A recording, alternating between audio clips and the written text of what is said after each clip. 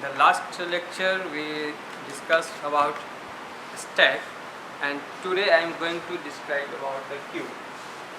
The queue is very similar to the stack, but because both the stack and queue are the algorithms to define how to store the data into the memories.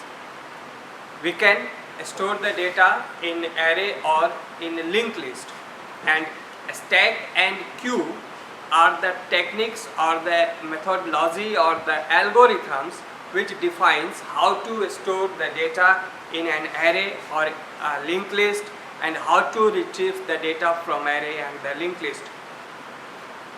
तो किस तरह से data को रखना है और कैसे निकालना है, इन चीज़ों को डिफाइन करता है स्टैक और क्यू. डेटा हम किसी एरे में अरेंज करें या लिंक लिस्ट में अरेंज करें, कहीं पे भी अरेंज कर रहे हों, तो ये एल्गोरिथम्स जो हैं स्टैक और क्यू के, ये डिफाइन करते हैं रखने के और निकालने के तरीके को. तो स्टैक में जैसा हमने देखा कि वो स्टैक जो है वो लिफो एल्गोरिथम को या लिफो मेथड्स को यूज़ करता है लास्ट इन फर्स्ट आउट, यानी जो डेटा लास्ट में इंसर्ट किया गया है उसको हम रिट्रीव करते समय जब रिट्रीव करेंगे तो वो डेटा हम लोगों को सबसे पहले रिट्रीव होगा, पहले मिलेगा. क्यू जस्ट इसका रिवर्स काम करता है, यानी फर्स्ट इन फर्स्ट आउट. तो Q uses the algorithm that is called the FIFO, first in first out. The data which is inserted first must be retrieved first. तो जो पहले रखा गया वो पहले मिलेगा. जैसे क्यू से ही ये क्लियर है, क्यू वर्ड से ही क्लियर है. हम जैसे जानते हैं कि कहीं भी क्यू अगर हम जनरेट कर रहे हैं, जैसे अगर हम बुकिंग काउंटर पे खड़े हैं रेलवे के, तो वहाँ एक क्यू जनरेट होता है पीपल का. तो वहाँ पे जो पर्सन्स है, जो पहले क्यू में आया वो पहले टिकट लेता है, जो लास्ट में आया वो लास्ट में लेता है. तो दैट इज़ अ क्यू. तो that same concept used here कि यहाँ भी जो डेटा पहले आया वो क्यू में पहले गया, तो वो रिट्रीव्ड भी होगा तो वो पहले होगा. तो स्टैक में लास्ट इन फर्स्ट आउट है और क्यू में फर्स्ट इन फर्स्ट आउट है.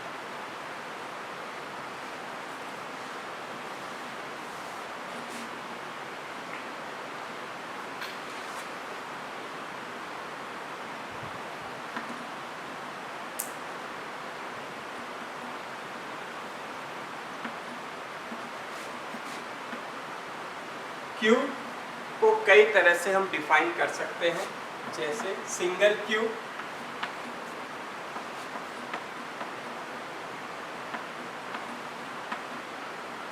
डब्ल्यू क्यू,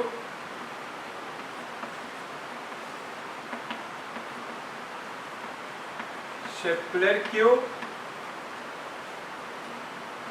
और priority Q.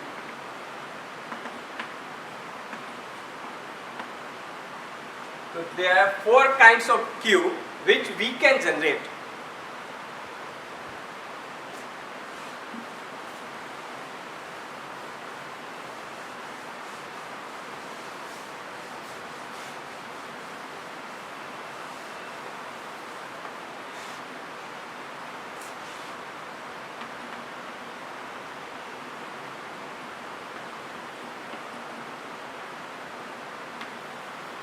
The first one is the single queue. So single queue is very simple and it is almost similar to our stack technology, stack methodology. तो यहाँ पे जैसे हम operations जो करेंगे तो वो हमारा एक ऑपरेशन है इंसर्शन का, यानी डेटा इंसर्ट करने का, सिलेक्शन का. दूसरा ऑपरेशन हमारा होगा सिलेक्शन का, डेटा को सेलेक्ट करने का. और हम डिस्प्ले करना चाहें तो हम डिस्प्ले कर सकते हैं. और हमारे पास चौथा ऑप्शन हो सकता है सॉर्टिंग का. और पांचवा ऑप्शन, हम किसी एक पर्टिकुलर डेटा को सर्च करना चाहें तो सर्चिंग का. तो ये बेसिकली हम 5 तरह के ऑपरेशंस अपने क्यू में करेंगे.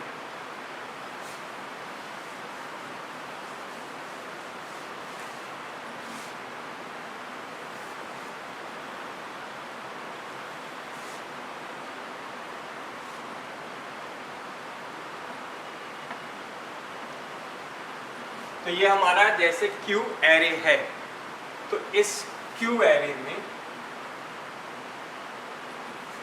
जो इसका साइज है वो 5 यानी कि मैक्स माइनस 1 तक जा रहा है। 1 2 3 4 एंड 5 यानी कि it is max minus 1 that is equal to 4। तो हमारा जो क्यू है इसका साइज अभी हम लोगों ने लिया है 4 और इसका इंडेक्स जो हम फाइनल लास्ट इंडेक्स जो हमारा है that is 4 that is max minus 1। इसमें अब हम लोगों को डेटा रखना है। तो अब यहाँ पे करना क्या है, जैसे हमारा स्टैक में काम होता है कि हम जो डेटा जहाँ रखे हैं वहीं से निकाल भी रहे हैं। जैसे हमने डेटा रखा है यहाँ पे, तो हम यहीं से रिट्रीव करेंगे जब हम पॉप करेंगे तब स्टैक के अंदर। लेकिन अब यहाँ पे क्या होगा कि डेटा हमने रखा यहाँ, अब अगला डेटा रखना है तो हम इस पोजीशन पे रखेंगे, लेकिन जब निकालना है तो हम यहाँ से निकालेंगे, या यहाँ का निकला हुआ है तो यहाँ का निकालेंगे। यानी कि निकालना हमको दूसरे जगह से, बैकएंड से है, और इंसर्शन करते समय हमको आगे की तरफ बढ़ते जाना है। तो यहाँ पे हम लोगों को दो पोजीशन को मैनेज करना है। स्टैक में क्या होता है, हम एक ही पोजीशन पे काम कर रहे होते हैं क्योंकि हम जहाँ डेटा रख रहे हैं वहीं से निकाल भी रहे हैं। तो वहाँ पे हमारे पास सिर्फ एक टॉप वेरिएबल है जो इंसर्शन और रिट्रीवल यानी पुश एंड पॉप दोनों के लिए यूज़ हो रहा है। जब हम पॉप कर रहे हैं तो डेटा टॉप के पोजीशन से निकाल करके उसको माइनस माइनस कर ले रहे हैं, और जब हम पुश कर रहे हैं तो टॉप को प्लस प्लस करके हम डेटा इंसर्ट कर ले रहे हैं। तो यहाँ पे अब क्या है कि हमको दो पोजीशंस को मेंटेन रखना होगा, एक फ्रंट और एक रियर। यानी फ्रंट जहाँ पे हम डेटा निकालेंगे, जो हमारा स्टार्टिंग लोकेशन है वो हमारा फ्रंट होगा, और रियर जो हमारा लार्जर इंडेक्सेज है जहाँ से हम डेटा रखेंगे। तो हम दो वेरिएबल्स को लेकर के चलेंगे यहाँ पे। एक फ्रंट इनिशियलाइजेशन इसका -1 से करेंगे, और हम दूसरा लेंगे रियर, इसको भी इनिशियलाइज -1 से करेंगे। तो अब यहाँ पे हम लोग दो इंडेक्स ले रहे हैं। अब जैसे ही हम पहला डेटा रखने जाते हैं तो हम सबसे पहले डेटा रखने से पहले यहाँ भी हम प्लस प्लस करेंगे। तो यहाँ पे पहली बार जब डेटा रख रहे हैं, जब हमारे क्यू में एक भी डेटा नहीं है, उस वक्त हम फ्रंट एंड रियर दोनों को प्लस प्लस कर लेंगे, दोनों को 0 कर लेंगे। यानी कि अगर हमारा फ्रंट या रियर कोई भी -1 है और हम इसमें इंसर्शन कर रहे हैं, if front is equal to -1 then we move both front equal to 0 and rear is equal to 0। हम दोनों को 0 0 पर ले आएंगे। अब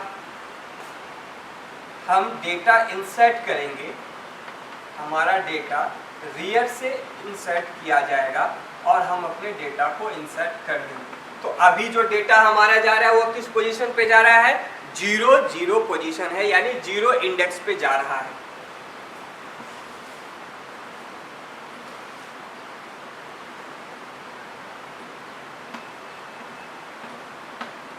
अब जो भी डेटा आया, अब यहाँ पे हमारा फ्रंट 0 और रियर 0। तो हम पहला डेटा इंसर्ट कर लिए इंसर्शन के अंदर। अब अगर user second time data insert कर रहा है या हम दूसरी बार डेटा रख रहे हैं, तो अब हमारा फ्रंट 0 पे रहेगा। अब फ्रंट में कोई काम नहीं होगा।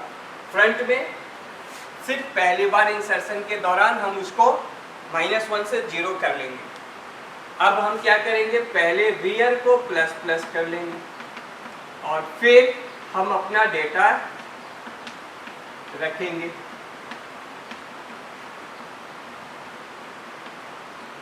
तो अब हमारे क्यू में दूसरा डेटा आ गया।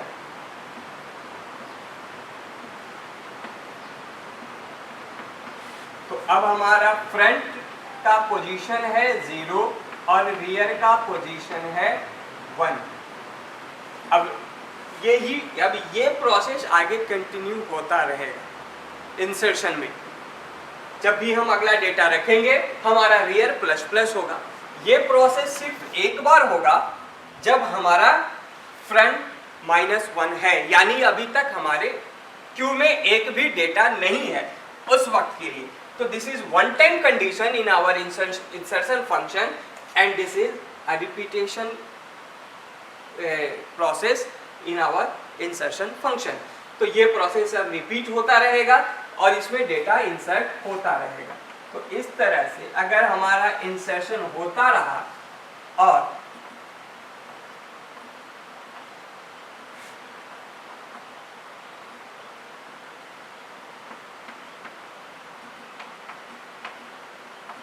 हम इस जगह पे आ गए, यानी कि ये पोजीशन कौन सा है, rear इक्वल टू 4, यानी कि इट इज मैक्स -1 का पोजीशन है, फ्रंट हमारा 0 पर है। तो अब जैसे ही हमारा रियर 4 यानी कि मैक्स -1, अभी तो हमारा यहाँ पे लास्ट इंडेक्स 4 का है, लेकिन जो भी हो यानी मैक्स -1 हो, उस कंडीशन में अब इंसर्शन नहीं होगा।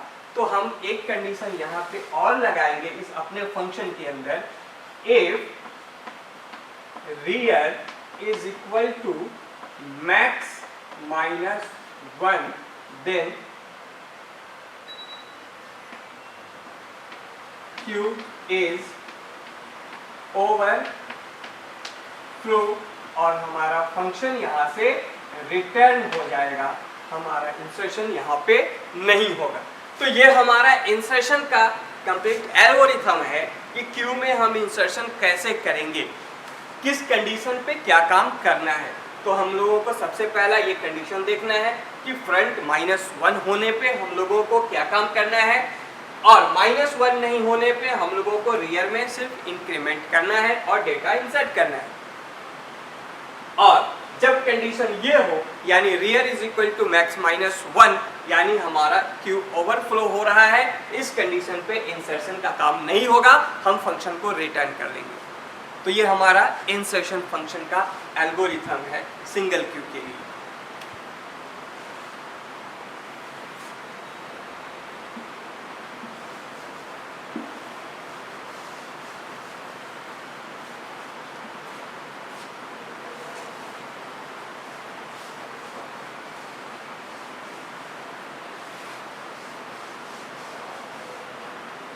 अब हम देखते हैं सिलेक्शन प्रोसेस पे, यानी डेटा रिट्रीवल के लिए जब हम जा रहे हैं तो सिलेक्शन प्रोसेस का जो हमारा फंक्शन होगा उसमें क्या काम होगा।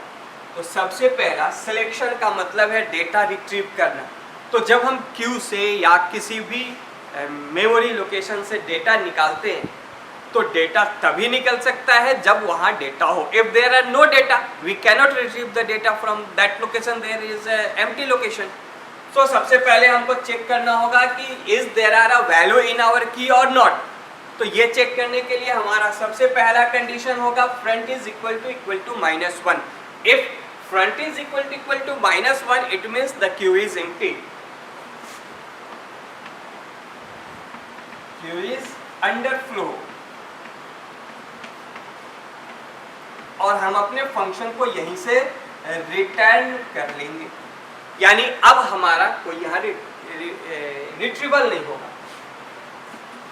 अगर ये कंडीशन नहीं है यानी हमारे इंडेक्स या क्यू में डेटा है, तो अगर ये फ्रंट 0 पे है, ये रियर 2 पे है, अब हमें डेटा रिट्रीव करना है। तो हम डेटा को रिट्रीव करेंगे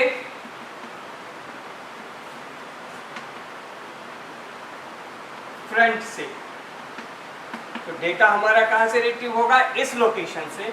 उसके बाद डेटा रिट्रीव करने के बाद हम फ्रंट प्लस प्लस कर देंगे, यानी फ्रंट अब हमारा कहाँ पे आ जाएगा, इस पोजीशन के बाद हमारा फ्रंट होगा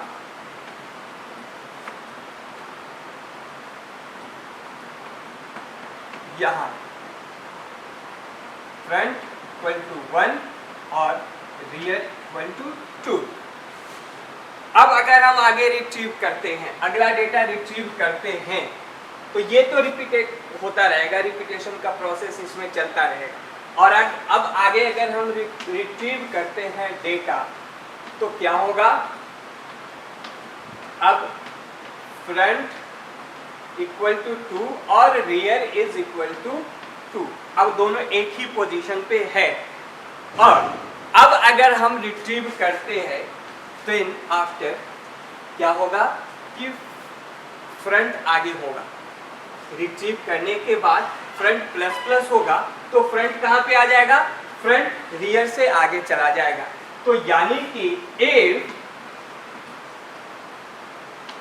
front is equal to rear plus 1, यानी रियर से अगर एक ज्यादा हो गया हमारा फ्रंट, तब हम लोगों को पता है कि इस कंडीशन पे फ्रंट हमारा रियर 2 है और हमारा फ्रंट 3 है। अब ये कंडीशन आ गया ये डेटा रिट्रीवल के बाद, तो अब हमारे पास जो हमारा Q है ये खाली हो चुका है। इस कंडीशन में अब हम क्या करेंगे, front equal to -1 and rear is equal to -1, दोनों को हम वापस इनिशियल पोजीशन पे -1 के पोजीशन पे रख लेंगे, क्योंकि अब हमारा Q इनिशियल पोजीशन पे है, पूरी तरह से खाली है, तो अब फिर शुरुआत वहीं से होगा। Okay, thank you.